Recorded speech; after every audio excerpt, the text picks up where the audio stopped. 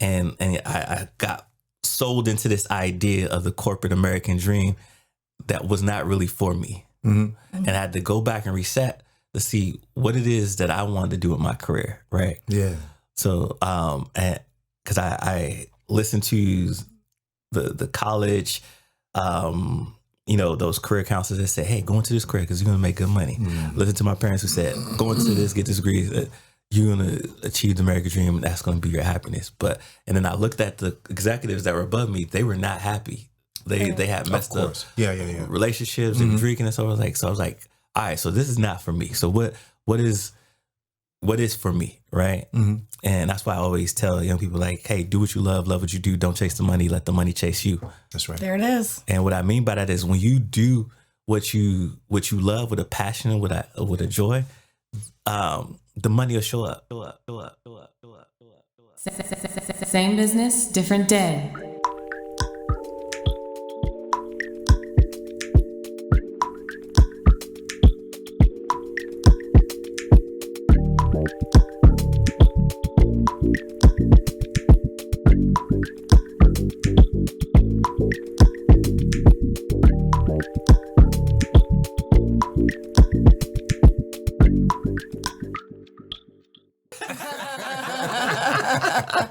Good afternoon and welcome back to the Same Business, Different Day podcast. I am your host, Zeke Corley, here at the Film Hub in Vista, California. And I think that heat wave is finally kind of just... I know you guys been hearing me talk about it for the past couple of weeks, but I think the heat wave is finally going away a little bit, and we're so thankful about that. Now, I'm also thankful that I've got my guest co-host here today, Miss Ty Roberts. She came back from Texas. She just got back. Her voice is now back. You guys almost beat Alabama. Almost. How was the game, though? Amazing. Go Horns. Go Horns. Go Horns.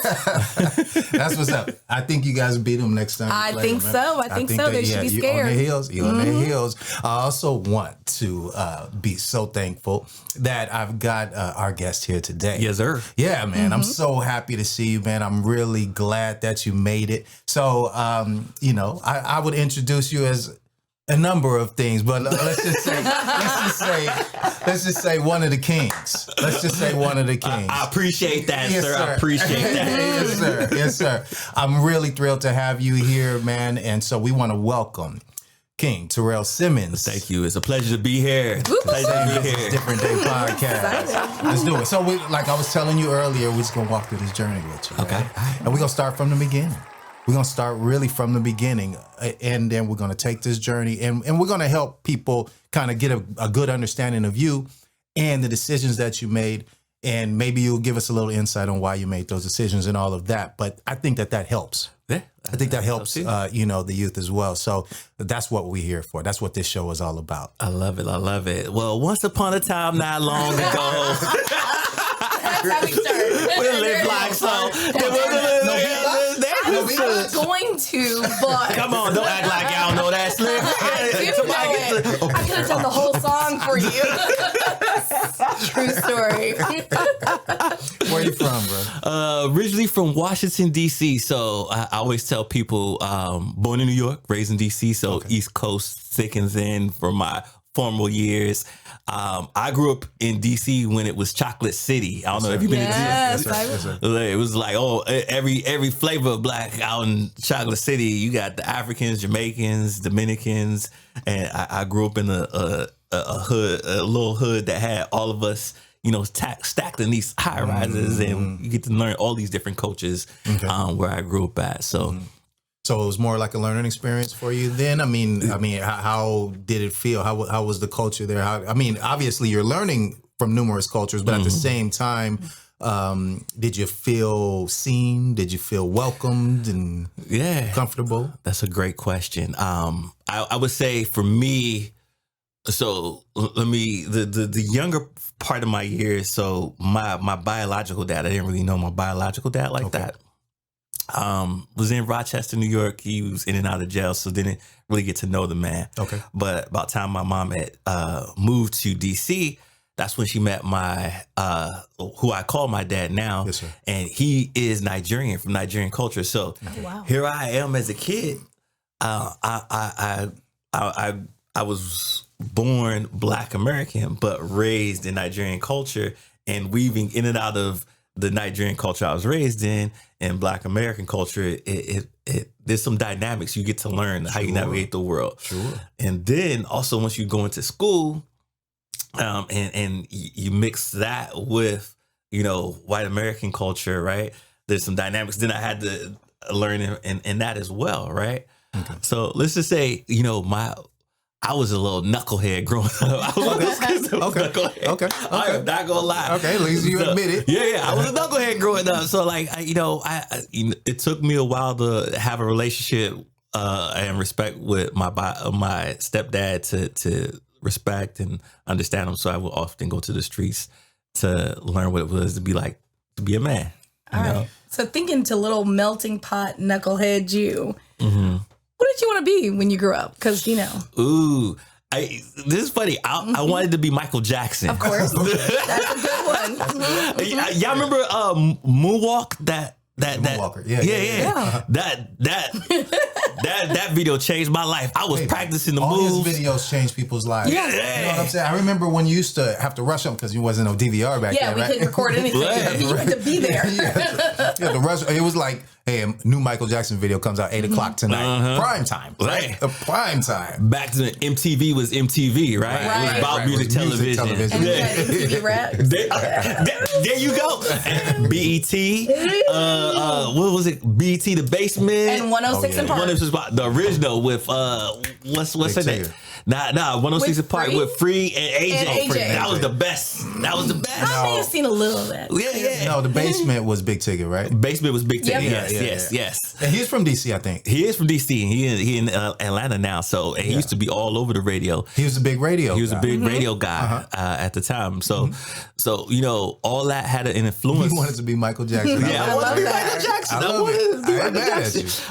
And so it was to the point like when we go to the family barbecues and cookout, if I go up to New York or South Carolina, where my family seems to go and retire for whatever reasons. South Carolina. It's pretty. There's an island. And it's cost of living. Cost of living's good. Yeah, I was a little clown and comedian of the family, so I used to do my Michael Jackson. I do my Chris Tucker Michael Jackson version, moonwalk and all that stuff. So you still haven't lost the voice. Yeah, I haven't lost the voice at all. So I was that, and then in school I was really into the arts, like to draw and so forth, but. Anybody who knows Nigerian culture, especially if you're coming from a dad who's from the immigrant generation or a family member that's from immigrant, like they didn't deem art as a right career path. Nope, you'd be a doctor. My friend, what is maybe this? A lawyer. What is these arts thing? You're going to be a lawyer, a doctor, or an engineer. Please, That's it. Please, my friend, don't bring this foolishness. You're wasting your life with this. Yep. Please, I beg of you, go study your books. And so, that created a rift at first in our relationship. That's why I kept going, to the streets. But then you're out there trying to find influences and stuff that, you know, they may not even have had anybody to raise them. Yeah. You know what I'm saying? And some of the people that you're seeing out there may not actually be the best influence, but there's only one way to find out. Yeah, there's only one way to find out. And I remember even being in this school, what we call a school to prison pipeline now was a real thing for me. I remember the first time they called my mom in, and they was talking to my mom like, hey, your son has ADD, attention deficit disorder. He might need to go to one of the slower classes. I remember teachers treating me that way as well too, right? And then I remember my dad, who was I'm gonna call him my dad. He's my stepdad, but for the sake of this conversation, dad, because that's the man that raised you. That's the man that raised me. He was like, no. He could remember every rap lyric, right? This is rubbish. He does not have this thing, right? He stood up for you, and Yeah. And I wonder how many, I mean, you know, you probably hear it a lot too. I know you worked in the school system with a lot of kids. They just say ADD. That's a problem. That's immediate. Yeah. You can't pay attention. No, it's ADHD. And that's it. And, you know, I couldn't escape that because they, you know, one, I was a class clown, right? Two, just the teaching style did not adhere to me unless it was art, right? Where I can be creative enough to create my own lesson plan, right? And being engaged in some way like that. So I had a hard time. I had a rough time in school. So I was a class clown, in fights, kicked out of school because I'm hanging with the wrong dudes, and so we always getting into fights, crew fights, and whatever. Yeah, because we didn't have gangs in DC. It was all about crews, so you got to hang out with your crew. Yeah, and that's part of the problem is everybody's expected to fit into one box, right? Like, so either you're a good student or you're not, and those of us that have creative outlets are not considered necessarily good students. So would you have considered yourself a good student, or? No, or did you straddle the, like you said? You know, if it was creative. If I had somebody, because there's a couple teachers that were able to get the best out of me, right? And those were the teachers that took the time to really look at what my learning style was and engage with me in a way that always remember those teachers. You know, like engage with me in a way that allows me to learn and grow and develop, and you know. If they had the patience, then cool, that worked. But most of the teachers, you got packed classrooms, they didn't have the capacity to do that, right? There's very few to minimal. The turning point for me in school was I remember going to court for a class prank, and then also for some other things that I did, stealing and so things that you know I'm ashamed of, but you know that's what I was doing back in those days. And then I remember the judge said, "Mr. Simmons, this is the last time I want to see you in my courtroom, right? You'll see you in my courtroom one more time. There's going to be some consequences. I'm going to send you away for a little bit until you get your life together, right?" And I remember in my head, this was like middle school year, right? Or I think, middle school year. And I remember in my head thinking, you know, all right, I don't want to end up like my biological dad. I see the path that some of my siblings, like some of my peers are going to do. There's some that left this crew life and they're accelerating, and there's some that's going to. So I could visually see this, right? So what am I going to do, right? And so that was a pivotal choice for me, right? Got hooked up with a mentor of mine who happens to be still my mentor to this day, a white Jewish guy, who I got to do this program called Environmentors, where Environmentors, right? I love it. Where I got to do community service and do something for the environment and learn a little bit, right? Oh, nice. And he helped me do this like community project. I used to give this guy a hard time. I don't know why he stuck with me, but he said we learned from each other at a certain point, right? And then with that experience, he got me into the science fair. I can't remember how I got in. That science fair, I won an award. Then I got invited to the White House. Wow. That was a life-changing experience right there. Yes, sir. There it is. I go from this kid who they said never would amount to anything. You got ADD. This kid can't learn anything. He's too slow. Yeah. For being a class clown joking around in school, I had a teacher say to me one time, "You're going to be dead or in jail by the age of 21 if you don't change your life." I've heard that story before. Yeah, and I don't think that's the way teachers should talk to students, but that's what was told to me. Yeah. Right. And then after that, now you got a judge who's telling you, "Hey, I don't want to see you back here again." And then look where you, you know, where you went after that. Right. So that gentleman believing in me, investing in me, getting to know me, which maybe then follow him to do these different extracurriculars that led me to a life-changing experience. Like, oh shoot, now I believe in what you said, because you got me up in the White House. I'm meeting Al Gore. I took a picture and I don't even got straight A's. Like I'm a kid from the hood. Like, this is not supposed to be happening. So what else can we do? What's it next? Opens up a world of possibilities, right? Yeah. Like, if I can get here. Yeah, you're not gonna bring me back to the White House next month. Right. You gotta do something bigger. Something different, something bigger. I know, you wasn't expecting this type of commercial of another podcast coming in. But whoever you were listening to, they're irrelevant at the moment. What I'm saying right now is we have a brand new podcast that you should stop listening to whoever you're listening to in this moment and listen to us at Odd Pairing. It is about adult beverages and Wait, I'm Paige. supposed to tell you about that. And Paige is going to tell you a little bit more. So it's adult beverages, food, community, culture, and basically anything else we find interesting through the drinking. Yeah. And as you can see, we've been drinking a lot today because we already did the episode. So at any time, you guys can find us when you finish with this podcast, whoever you're listening to. You can find us at YouTube. You can find us on Spotify and iTunes and anywhere else you get your Instagram. podcast stuff. And you can also find us on Instagram, where you will find hilarious memes and some snippets from our show at Odd Pairing Pod. Cheers. Cheers. Ignoring squills and warning lights on your car is not a good way to lower the cost of owning it. And going without essential business insurance is not a good way to save money in your business. What we know for sure is doing either will cost you more than you will save in the short and the long run. With YourInsurancePlace.com, you can trust a specialist to help maintain your cars and avoid major expenses. Business owners should look to business insurance specialists when it comes to finding competitively priced quality insurance coverage for their businesses. At YourInsurancePlace.com, we specialize in workers' compensation, general and professional liability, employment practices and cyber liability, property owner policies, and bonds for most types of businesses. YourInsurancePlace.com knows that we can help. If you're uncovered, need to lower the cost of your current insurance, or need better coverage, we can help. YourInsurancePlace.com has been helping businesses for close to 40 years.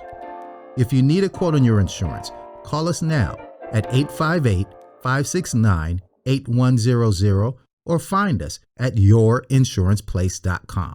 We are business insurance specialists ready to help. Elias, I got an idea.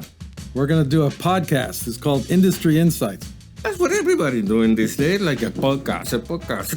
But who are we going to target? What? Well, this one is different because this one's going to target content creators. Content creators? So that means film, television, animators, AI artists, everything, huh? Yeah, all of them. We can inspire all of them. We'll bring some high caliber people in here. Not only will they learn how to get into the industry, but how to be successful. But the thing is, a sponsorship. We have to go after things, and how we're going to do that? Yeah, the Film Hub. We're going to sponsor it. We'll do it right here at the Film Hub in downtown Vista. Yeah, we'll sponsor it too. Great. Yeah, we got the podcast studio right here. We got stages, whatever you want to use. We got it here. And right here in film-friendly Vista. Where else would you do it? And you know where they can listen to it? Where? Go YouTube, Spotify, iTunes, Apple Podcast. What about Metaverse? Meta what?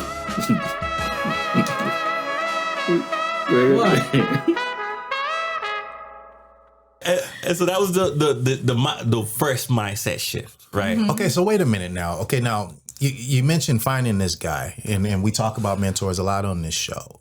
And you're a mentor. We'll talk a little bit about that as well. But how did you find this guy? Like, how does something like this happen for a young kid who doesn't have straight A's? How has this happened for somebody who doesn't necessarily have great aspirations, or at least their finger on exactly what it is that they want to do? Doesn't fit that mold of this is the kind of kid I want to take under my wing. And, right. Yeah. So for me, the program Environmentors, where it had a component to it where it was strictly about having access to underserved populations to allow them to be a part of this program. That's right? why those programs are so important. Yep. Yeah. And so that's how I got paired with this mentor. So because I had to do the community service, right? And then he was open enough to get paired. He wanted to be paired with somebody, that don't typically get these type of opportunities. Oh, okay. But he didn't approach it when he didn't approach me as like he's trying to save me. He approached it like, yeah, I don't know your circumstances. I don't know you. I want to get to learn about you because, I'm doing this work in these communities and I want to know how I best be support. Like, so you tell me what you need. How could I show up for you? How could I support you? Right. And that's how the walls of trust started to form. Like, I'm like, why do you care so much? Like, I want to do something different. Like, I want to help. I really want to help. And then from that, we grew a relationship. And then he learned some things about me. I learned some things about him. I was like, I told him, like, no, what you're trying to do can't work for this type of environment because of A, B, and C. And he said, okay, well, what if we were to do this? And so it became a collaborative thing. I was like, oh, you know what? So it's like this two-way street, Yeah. right? With mutual respect on both sides and mutual learning, right? Yeah. And then I was like, well, you know what? Special, That probably yeah. could work. Like, what do you have in mind? We start. That's how we were. That's how, instead of like other mentors that came to me, like, let me tell you what you need to be doing. Sure. Let me tell you. Sure. Like, Yeah. Let me write your blueprint. I'm gonna write your I've been here blueprint. before. Yeah, but your journey might have been different from mine. That's right. 100%. Everybody's journey is different, but that's why we tell these stories, right? And what I really like about it, and it was one of those things that I wanted to talk to you about too, was like kind of, knowledge of self is what we say, and I feel like you kind of gain that in those conversations back and forth with him, because now not only is he learning about you, but you're learning about you because you're expressing yourself and he's listening. So now you're getting a better idea of who you are, and then you can walk forward with confidence. That's another thing that you can gain from a mentor. Yes, Because absolutely. they give you a safe space to fully be your authentic self, right? Yeah. They Where want it's your authentic self. right. They want your authentic, exactly. So many places you have to put on a different face depending on the group you're in. Yeah. But he's allowing you to just be who you are. Yeah, and that's even deeper for us in the Black community, is. because That's right. for us to navigate life in this world, you have to put on face in so many different roles. You can't fully show up your authentic self. Because that might garner a reaction you may not want to garner. Hey, He's like, hey, Zeke, I'm a fan, but I didn't want to see all of it. How about some early job experiences, though? Tell us about some of those jobs. What was your first job? My first job out of ever with W-2 job was AMC. I remember getting that job, working the late night shift. And then, during the day, hooking my friends up with moving passes, we eat Sneaking them through popcorn. the As exit you door. should do. We heard these stories. And then, I mean, the movie's playing regardless. I mean, right. I mean, there's empty seats. So and I remember they used to give us these like coupon vouchers or something. I can't remember what they gave us, like tickets that we give for our family and friends. I used to hustle those to my friends. I give you two for $1. I don't know what my hustle was, but whatever it was cheaper for them to buy the vouchers for me than go buy tickets. right. I love it. Those hustles are gone. Now everybody's streaming. Yeah. Right. Nobody goes to the theater anymore. And so that was probably my first job. How about some of those impactful jobs? Early jobs. Early jobs. Well, I think my first real life lesson into the corporate world was there was a for-profit education company that I made really good money at, and I Education company? For-profit education. For-profit education. So this company was big here in San Diego, and I remember my friend who recruited me at the time. He's like, yo, you would do great in this. You got the gift of gab, and all you gotta do is sign people up for school, and it's something meaningful. And then I went, and then I when I got there, I first drunk the Kool-Aid. I was like, oh yeah, okay, we helping people, man. We done like, yes, this is I can sell this, and I was on that track, right? Yeah. Selling for-profit education, climbing up that corporate ladder, and then I hit this plateau where once I saw how the sausage was made, I was like, oh, wait, hold on, I'm putting people in debt, and some of these people are some of the things they're doing is unethical, and we're profitable. I don't know if I can really sell this anymore, right? Yeah. And I remember like being at my desk one day, and then having a young manager tell me like, oh, because I used to be good at building relationships, so all mine would come with referrals, right? Surprise. And so all my, I was one of the top associates because all of it would come from referral. And they was like, how are you doing this? You got so much talk time on the phone. You should be pounding and dialing to get all these applicants. Like, no, you just build good relationships and people take care of you. And then I remember I was talking to an older lady and they wanted me, and this lady was probably like somewhere in the middle of Timbuktu, and they wanted this old lady who they want to feed off her vulnerabilities. Like, oh, she never got to finish school. Oh, that's because she let excuses get in the way. Tell her to go down and send in her transcript from her and this information and walk down and let's get her signed up today. And I'm like, are you serious right now? Like, you want me to talk this old lady who's trying to save money? You hear the conversation, she's trying to save money to pass this on to her nieces or nephews because she wants them. She's pouring in her dream to finish into them now, right? But you want her to take that back and pour it into her where she won't be really able to get to use it. Or I don't even think she's at the health rate to be able to do it. And then I had an epiphany. Luckily that institution let me go because they had a massive layoff. But in my time of solitude of being away, I realized that I never want to be in that position again. One thing I learned from that lesson was that, a lot of corporations, you kind of conform, right? And I got sold into this idea of the corporate American dream that was not really for me. And I had to go back and reset to see what it is that I wanted to do with my career, right? Yeah. So, and because I listened to the college, those career counselors that say, hey, go into this career because you're going to make good money. Listen to my parents who said, go into this, get this degree, you're going to achieve the American dream and that's going to be your happiness. And then I looked at the executives that were above me. They were not happy. They had messed up relationships and drinking and so I was like, all right, so this is not for me. So what is for me, right? And that's why I always tell young people, like, hey, do what you love what you do. Don't chase the money. Let the money chase you. That's right. There it is. And what I mean by that is when you do what you love with a passion and with a joy, the money will show up. Because I started to focus on what are the things that I love, what do I want to do, which led me into workforce development, where I got a chance to work with the mayor's office to build programs for underserved youth with individuals with disability. Or I work with all these HR companies, like how do we get people back work to middle jobs where they don't have to go to college? What are those middle wage income careers? And let's create a pipeline, a program off of this federal, county, state funding to get people into that, get them the training, get them the resources, get them the internships to get into these programs. And I was so passionate about that, so good at that started getting asked to speak at conferences, at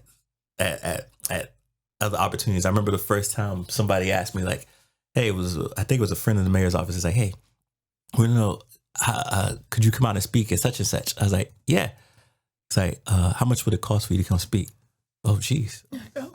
I don't know. Like, I threw him a number, right? And he goes, oh, that's it? I was like, wait, you would have paid me more? You would have paid me more? Yeah. And I know you was going to pay me. I would have gone higher. Yeah, for sure. So I guess the class clown is teaching class now. That's what's up. There it is. There it is. It's time for the reveal. Now, Taryell Simmons, your professional development coach, business mentor, diversity and inclusion consultant, and workforce development mastermind. A true entrepreneur with a focus on making a change. Also, Taryell is a great podcast host. See, I can't even talk in his own right. With Rise Urban Nation podcast, interviewing CEOs, government officials, authors, and activists alike. Once again, we welcome Taryell Simmons to the show. That's right. Well, man, who wrote that? No, nothing to do with us. She wrote it and then forgot how to read it. I did, guys. My bad. How'd you get to San Diego though? What was that path? Like how'd you get? My mentor again. Mentor. So like I went to UDC I went my 11th grade year, went to Virginia Tech, did a program. Couldn't afford to go back because no scholarships, no nothing. So went to UDC. Almost flunked out. He said, "Hey, why don't you take a gap year?" I was like, "What is that?" Okay. He's like, "Take a year off, right?" Mm-hmm. Yeah, that doesn't sound like something your Nigerian dad would have. No, but endorse. That doesn't sound like an endorsable idea from him. He's like, there's this program called not environmentals. What is the name of the program? It's like a domestic Peace Corps, National Civilian, AmeriCorps in Triple C. And so I traveled out here. We did like a road rules version of traveling up and down the West Coast, and then they give you money for school. And that's how I got out here. And I just stayed out here. I was like, man, this is nice. This is beautiful. Fell in love with it. Fell in love with San Diego. Like we were talking before, like I could deal with just 1 or 2 seasons all year round. That's fine with me. I lived in seasons. So all you San Diegans that be like, ooh, it must have been so beautiful to live in all 4 seasons. I was like, yeah, you try living in it. Yeah. You didn't have to shovel snow. So, also you're a graduate of RISE San Diego Urban Leadership. Yeah. You want to tell us a little bit about that? So that is an amazing program that was put together by Tony and Dwayne. And what it does is it looks at urban leadership development. And when you go into your leadership journey, most programs look at, the different structures of leadership, like how to adaptive leadership and all that stuff, and focus on that, but also focus on internal you, like how you show up in community, right? Okay. And how that reflects in the community you're trying to build, change, and really ground in the identity of all those pieces that make us as leaders, right? Yeah. And so they do some really deep development in that aspect. Wow. How intense? I mean, that's an intense program. It sounds intense. Like, it's intense. Yeah. They got people crying, people like having breakthroughs. Like they had us all emotional. But it was inner reflection there going on. Yeah, and you learn a lot. But it's definitely transformative. Yeah, it was one of the most transformative leadership programs I've ever been a part of, and I've been a part of several. Mm-hmm. But that was the most impactful in changing my trajectory of like how I saw myself. Wow. Beautiful. I love to hear that, man. Mm-hmm. That's it looks at you as a wounded leader, all the wounds that from you experience from past childhood traumas, microaggressions, whatever, and how those play have impact on how you make decisions and how you show up. Yeah. So, and they say what all your wounds are just chinks in your armor, which actually makes your armor stronger the more chinks you have in it. So it's a good way to take all of that stuff that's happened to you and turn it into something absolutely positive that can lead you in the right direction. Man, and learning how to be, if you're in the right space, vulnerable with that, right? Beautiful. Like vulnerability is a strength. It's not a weakness. It is. Yeah, absolutely. That's a tough lesson to learn, though. Yeah, because we're always taught to be right. Yeah. Everything's fine. I'm good. Take it on the chin, and it's okay. So to be vulnerable is a whole different, scary avenue. So we also talked about you being such an expert in diversity and inclusion. I really, we sat down before and we've had these kind of conversations, and folks are putting this in their vocabulary a little more often, more than they used to. Yeah.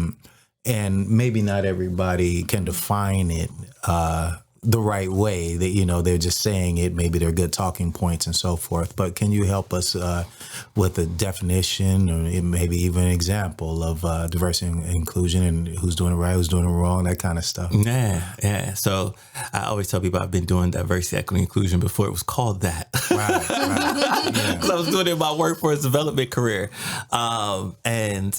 Like I'll give more examples of it than I do the actual definition of it. But it's really about creating spaces of belonging, creating spaces where a lot of times in this work they use safe spaces a lot, right? But I question people like, all right, safe for who? Sure. Like who's it safe for? Right? If you think about any time you go to the gym, you look like you work out, sir. So well, thank you. or anytime you do anything just before the show. Yeah. Just so you can get that compliment right there. Right. So anytime you go to the gym or you do something that challenges you, right? It helps you to grow, right? So like if you think about when you're working out, to play it safe, right? Am I going to really build muscle playing it safe? Right. Probably not, right? So you have to get to a point where you can create brave spaces, because that's where it challenges you to exercise that muscle, to feel differently, to speak differently, to grow as an individual. So we as a society have to get to the point where we can have brave spaces to have dialogue and conversations that need to be had, right? So it can progress us, but respect each other's humanity along the way. You can still have disagreement with civility, right? It's when that we say, oh, I don't feel safe, or we start getting disrespectful because we have a strong point of view that's, different from the other person. Yeah. So you said brave spaces versus safe spaces. Yeah, brave spaces versus safe spaces. That. So in my workforce development career, I got to learn really strong notions of building community by interacting with community first, right? So like if I am trying to work with a community to make change, I have to go seek to learn about that community, ask to be embraced by that community, so that I can truly engage in meaningful conversation with that community, right? I can't just go to the community like, hey, I got this program for you, and it's gonna help you, it's gonna change your life, without really knowing who this community are and really allowing them to allow me into their space to be able to learn about them and how they want to be communicated, how they want to be treated, how they would like to be a part of the program that's being built, so they can co-create with me instead of me creating and telling them what they need. Right. Understanding their pain points, if you will, right? Yeah. Because you can't really know them if you don't understand what their big issue is, right? Right. And I think diversity, equity, inclusion work is all about co-creation. We're all needed at the table. And sometimes some individuals do the work without inviting people to the table, or really creating a real, truly safe and brave space for people to come to the table and communicate. That's very true. That's a powerful point. I appreciate that. Speaking of power, I wanted to talk about the power of public speaking. Right. Like you said, you've gained that knowledge of yourself. You've gained that strength and the ability to realize, messages being placed on others. And I want you to talk a little bit about just getting out there and coaching in that way. Speaking to groups and everything, because there are a lot of folks out there that have trouble doing that, which is completely understandable, right? So it's one thing to have confidence within yourself, but it's another thing to try to impart some ideas, not just wisdom. You're not just patting yourself on the back saying, "Hey, I got it all figured out." You guys ready to hear this? Yep, figured it all out over here. Here's the golden nugget, guys. Here it is. But so there's a way to do that. There's a way to go about these conversations. You and I sat down, the Men's March. You sit on these. It's one thing, panels. I know you got a panel coming up, right? But it's another thing also to stand up there at that podium and just kind of try to make a difference. Send a message and tell us a little bit about that.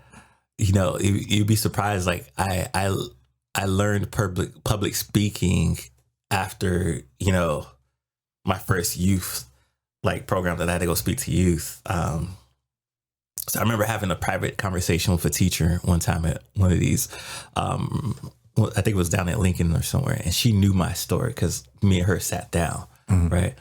And I was telling her man, that kid just doesn't understand right now. I used to be like him, and it's like, really, you? Nah, yeah. And then I told her I don't know what made me open up to her, but I spilled all the beans from early on. But I never spoke publicly about like who I was, because part of it was shame, part of it was guilt, part of it was survivor syndrome. Like I left my boys in the hood, but why me? A lot of different things I was dealing with that didn't allow me to like interact with the previous person I was, right, and understand who I had become. And she's like, "Wow, like if you talk about that instead of just selling the program, I think you would engage with these kids a lot more." Sure. Right. I was like, nah, I don't need to hear all that. Like, that's not going to do anything for them. Like, no, I think it was going to do more for them than you think, And so, I took the risk one day and listened to her, and I did. And these kids were so engaged because I told my story instead of telling them the rest of what I was telling them, right? Like the success part, and how I was authentic. I told the good, the bad, ugly, and then the transition, right? Yeah. And they were more people, when you're out there public speaking, people want to give you the sales pitch of all the great stuff, right? I say, know your story and tell your story. A good friend of mine, Nate Howard, he used to have the saying, he's like, well, tell your story before they do, meaning like the media and so forth. You go out and tell your story before somebody else is interpret what your story is before you, because you know your story best. Yes. And people really resonate with stories. That's how you get, if you could tell the story to impact people's minds and hearts to either think differently or do something differently or change behavior, then you've had a point of success in that ability to tell the story and connect with your audience. We're all, at the end of the day, we're all a little flawed, right? And people resonate with other people's flaws because it makes us feel not so alone. Yeah. Like we're not the only people that have stumbled or had faults or done stuff wrong. It makes us more human. It does. Right? It's really hard to listen to someone when they're like, oh no, I did this and I did this and I was so successful and I did this great stuff. And then we're like, oh, but I'm not there. just be me and you'll be successful. And you'll be fine. And then you're like, but I'm not there. I don't even know how to get there. I have all these things that I've done wrong. And when we expose that and we're vulnerable, right? And we say, I didn't have it all figured out. And I did stuff that wasn't right. It makes people feel comfortable. And they know it's okay to make mistakes and to stumble and find our way. Man. And it's beautiful to see people transition and hear their transitions, and you connect with different pieces of like, okay, all right, it gives you hope, it gives you belief. Absolutely. And it gives you a sense of connection, like you're not alone in this world. Right. Hello, friends. This is Joe Samo from the Samo Law Group. I am the host of Run It By My Lawyer. Over the years, I've had so many people that have had legal issues and legal questions and legal concerns. And I always, over the more than 20 years, I've been telling people, before you sign anything, before you do anything, if you have a problem, just run it by my lawyer, right? Just run it by me. And now I have a podcast doing just that. You can call me, you can email me, any questions you have. I love hearing from people and answering legal questions. And on our podcast, we've talked about everything from free speech, gun rights, anything you want to discuss, employment rights, everything. So you have an issue, run it by my lawyer and watch this podcast. You'll be entertained and you'll learn the law. Love to see you. You can find me anywhere, okay? YouTube, Spotify, Apple, whatever you want. And if you can't find me on some platform, let me know and I'll come find you. All right, thank you. Hi, I'm Jeff Fox, founder of Star Fox Media. We're a digital marketing and video production company that focuses on serving small businesses here in Vista, California. We have the team and all of the equipment necessary to produce, film, edit, and distribute your podcast to as many people as possible. For more information, you can reach out to us via email at info@starfox.media or give us a call at 760-385-3117. Let Star Fox Media help you tell your brand story today. The Film Hub is the future of co-working in downtown Vista. Get energized in an inspiring work environment that is built for your success. With multiple membership options for workspace and private offices, you can become a part of our co-working community. The Film Hub makes it easier to produce the professional content your business needs. From video production, live streams, photo shoots, or in-person events, you can create all this and more in our audio and video facilities.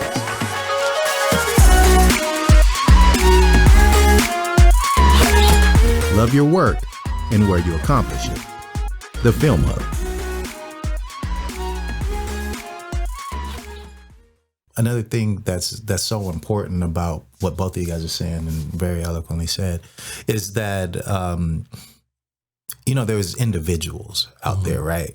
It's and that's kind of what I get to when I talk about public speaking. There's so many times when we say, okay, let me just talk to this group and they're gonna have all the answers when they leave, right? But like you were speaking of earlier, different folks learn on different levels, at different speeds, at different times. They have different experiences. They have all of this. And so these conversations sometimes need to happen individually, but you can still reach them in a public forum if you're paying attention to each of them. You know what I'm saying? And so even the mentor that you had about public speaking, she was saying, hey, you tell those stories and you're going to reach more of these people in one room. And then you can even go after that and follow up and pinpoint and dig in a little further too. Which alludes to the second point is know your audience, right? Yes, sir. Know your story, know your audience. Because then once you know the audience, what does this audience need, want? What are they hoping to get? And what about my story could really speak to that? Right. I love it. I love it. Appreciate you sharing that. Now, you're also, I know Ty is a mentor as well, but you're mentoring others. We even have one of your mentees. We got a mentee. Shout out to my mentee, Naya. Who's hopefully I hope she's not embarrassed. Amazing student who's I can't wait to see what she does in the media space. But we got paired together, and I've been learning from her as well. So share a little of your experience of what it's been like to come from where you were, right? And be mentored by someone who was great and put you on your path. What does it mean now for you to do that same thing on the other side? Wow. It's almost, sometimes it's surreal for me. Like, man, how did I get here? How did I get here? Yeah. like I was the class clown that everybody said wouldn't amount to anything. And now I'm mentoring and I'm putting together programs. Like sometimes I still have out of body experience. Like this is still wild to me. Like when I sit down and really reflect on it. And then I get back in and I get re-engaged by people like Naya and hearing like what they want to do and just bouncing out ideas from like, all right, how could we make this happen? Right. I don't like I was telling Naya, I think I told Naya this the other day, like, look, I can't tell you how to do what you need to become because your journey is your journey. But I can try to guide you to different resources to help you along your journey. Like only you know what you need to become you and know what these things that need to put together your vision, right? That vision was only given to you and only you can make that happen. That's right. All right. Yeah. I love it, man. Okay, now let me switch gears a little bit and talk a little bit about podcasting. You seem real comfortable behind that microphone.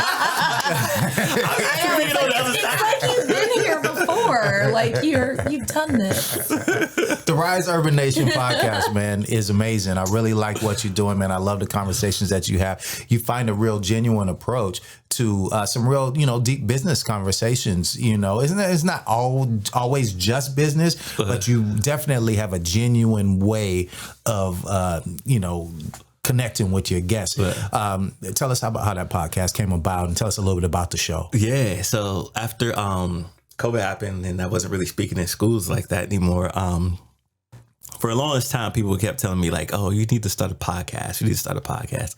And for a short period of time, I did an online radio show for a group of friends on God's Radio 1. Shout out to the guys for Let's Talk About It, who brought me on for one episode, and then just kind of like what you've done here, they kept bringing me on, like, hey, come back on. And it's like, man, you can really start your own podcast. And I didn't want to start my own podcast because I didn't want to be me just talking, right? Right. I didn't feel like I had enough value to give the world for me just talking, right? I disagree. With the stories we tell ourselves, right? Sure. And then so a little company called Google and Techstars reached out to me like I think it was 2-3 years ago to help out with a diversity, equity, and inclusion initiative to bring more people of color into Startup Weekend.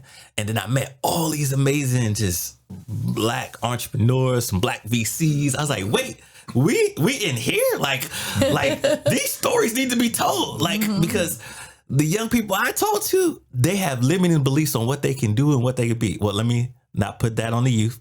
Some adults have limiting beliefs on what they could do and what they could be. I like that. I wanted to normalize Black excellence in all the many different forms that it comes. Like, not just, and any young person who's listening, who's come from rough circumstances like me, basketball, sports, rapping is not your only way out. If you have a dream, ambition, anything that's outside of those, there's other ways. I am not an anomaly. I can't even say it, but we know what I'm trying to say. Anomaly. There you go. Boom. And I've met and seen other people who've started their own business and living life on their terms, living and doing good. Yes, sir. And you'll see a whole bunch of those people highlighted, not only here at the same Business Different Day podcast, but on my podcast as well. And so take heed of that. Listen to their stories. Deem what you feel that fits for you and your story, and use that as fuel, as tips, as motivation to write your story. I love it, man. I appreciate that. And I really, so when is the show released? When can we? So every Monday I release a new episode, and it's on all platforms wherever you watch podcasts. We just started a YouTube channel. And I want to plug a thing that we're about to do. So we're about to launch a campaign called Run the Receipts. And what Run the Receipts is, we've seen a lot of Ray J. No, nothing to do with Ray J. Nothing to do with Ray J. Since the passing of George Floyd, remember all those companies that said, "Oh, yep, we are all about diversity, inclusion. We're all about diversity, equity, We're going to do this. We're going to invest in the Black community. We got 100 million. Some beautiful emails. I got some great emails. Right. Oh, Nordstrom, right. Yes. Bloomingdale's. They were all Everybody was caring about what was going on. Yeah, we're gonna put 600 jobs. We're gonna send 800 volunteer hour workers. Right. We heard it all. Mm-hmm. It's been 2 years. Let's run the receipts. What have you been doing? Have you done that? Well, have you done that? Right? Mm-hmm. And if you so, share. I want to know. Let me advertise these best practices so we can elevate community. Right? Yeah. If this is what we really about. So what are you doing that on the podcast, or where are you doing this? I'm gonna launch the campaign on our website. It's gonna come on our website. Okay. If you join the email list, you'll get emails to it. We're gonna go live, and then we're gonna gather information and data of what's been going on there. And don't worry, organizations, if you haven't been doing it, no knock. Come see me. I'm gonna connect you to amazing folks like Same Business Different Day podcast. Whoever's out there, whatever initiative that you want to get connected to, give you some good D&I strategies, some good corporate social responsibility models to help you connect to these community individuals, so you can engage with that community to help support that community wherever they're at. If you want to get money, hours, time, whatever. We'll don't be ashamed. We'll get you there. Yeah.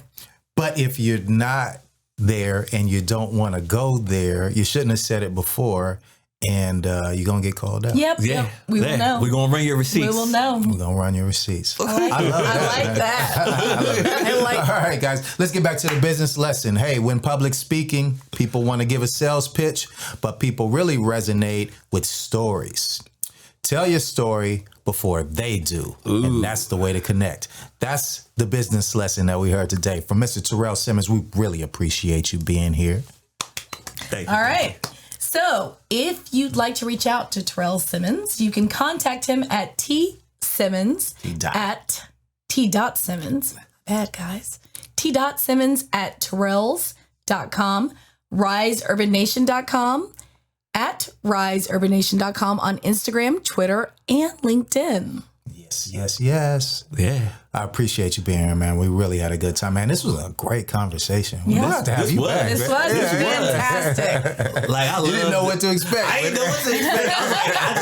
I'm loving the energy, loving the flow. Thank you so much for having me. You guys are absolutely amazing, and thanks for Rise. Yeah, Thank you. This was great. Rise. When I rise, you rise. We rise together. That's right. Love. Big thanks to my co-host. Thank you for having me. Mrs. Ty Roberts, the frontline. Yeah. Oh, there we go. Yes. Run those horns. Go horns. Go horns. Frontline Careers. Now you should reach out to her at Frontline Careers on IG and frontlinecareers.com. Thank you again to Mr. Taryell Simmons. Please like and subscribe us on Apple, Spotify, YouTube. Please leave comments. Wherever you get your podcast, go ahead and put all that stuff out in the algorithm. It really helps us. Also reach out to us on at SameBizPod, SameBizPod, and at A Different Day Radio. Thank you to all of our listeners, all of our supporters. We love you, we appreciate you, and we hope you enjoy what we do here each and every week. Peace. Same business, different day.